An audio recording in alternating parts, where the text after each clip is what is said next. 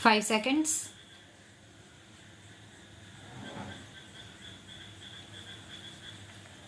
Mr. Speaker, sir, for realization of the goal of housing for all and affordable housing, a tax holiday has already been provided on the profits earned by developers of affordable housing. Also, interest paid on housing loans is allowed as a deduction to the extent of 2 lakh in respect of self-occupied property.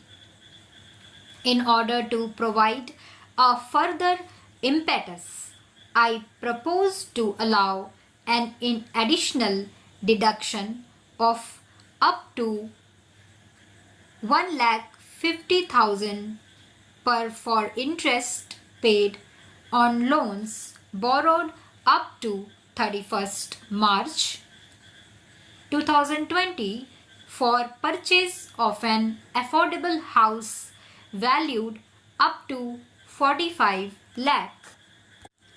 Therefore, a person purchasing an affordable house will now get an enhanced interest deduction up to 3.5 lakh. This will translate into a benefit of around 7 lakh to the middle class home buyers over their loan period of 15 years. Non-banking financial companies play an increasingly important role in India's financial system. With the enhanced levels of regulation they are subjected to by the Reserve Bank of India, there is a need to provide greater parity in their tax treatment. Vice versa, scheduled banks.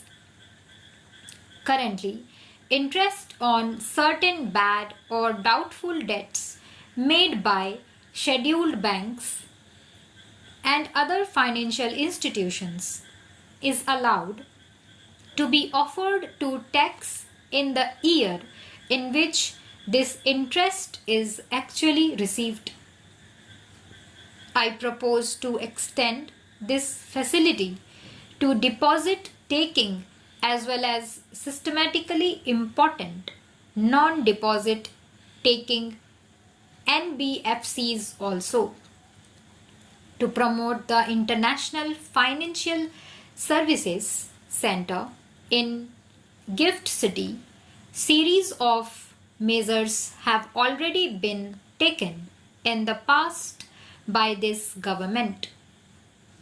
With a view to further incentivizing the IFSC, I propose to further provide several direct tax incentives to an IFSC, including 100% profit-linked deduction under Section 80LA in any 10-year block within a 15-year period, exemption from dividend distribution tax from current and accumulated income to companies and mutual funds, exemptions on capital gain to Category 3 and interest payment on loan taken from non-residents. I propose to give relief in levy of securities transaction tax by restricting it only to the difference between settlement and strike price in case of exercise of options. India's ease of doing business ranking under the category of paying taxes showed a significant jump. Mr. Speaker, sir, more than 120 crore Indians now have Aadhaar. Therefore, For ease and convenience of taxpayers, I propose to make PAN and Aadhaar interchangeable and allow those who do not have PAN to file income tax returns by simply quoting their Aadhaar number and also use it wherever they are required to quote PAN. Pre-filled tax returns will be made available to taxpayers, which will contain details of salary income, capital gains from securities, bank interests and dividends, etc., and tax deductions.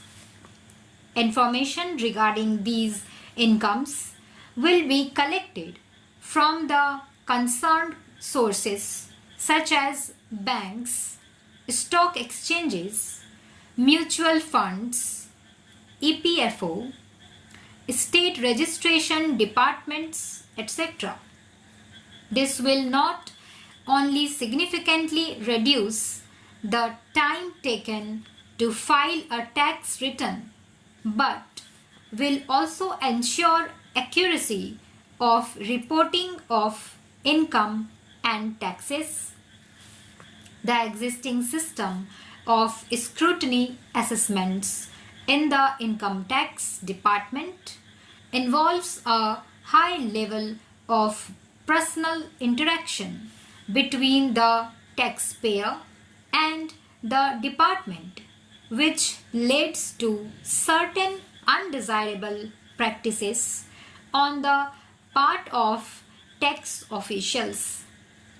To eliminate such instances and to give shape to the vision of the Honorable Prime Minister, a scheme of faceless assessment in electronic mode involving no human interface is being launched this year in a phased manner.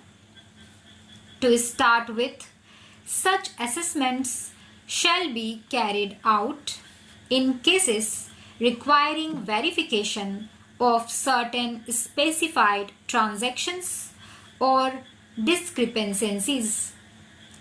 Cases selected for scrutiny shall be allocated to assessment units in a random manner, and notices shall be issued electronically by a central cell without disclosing the name, designation or location of the assessing officer. The central cell shall be the single point of contact between the taxpayer and the department. This new scheme of assessment will represent a paradigm shift in the functioning of the income tax department. Mr. Speaker, sir, our government has taken a number of initiatives in the recent past for the promotion of digital payments and less cash economy. To promote digital payments further, I propose to take a large number of measures. To discourage the practice of making business payments in cash, I propose to levy TDS of 2% on cash withdrawal exceeding 1 crore in a year from a bank account. Further, there are low-cost digital modes of payment such as BHIM, UPI, UPI QR code, Aadhaar Pay, certain debit cards, NEFT, RTGS, etc., which can be used to promote less cash economy. I therefore propose that the business establishments with annual turnover more than 50 crore shall offer such low-cost digital modes of payment to their customers. Stop.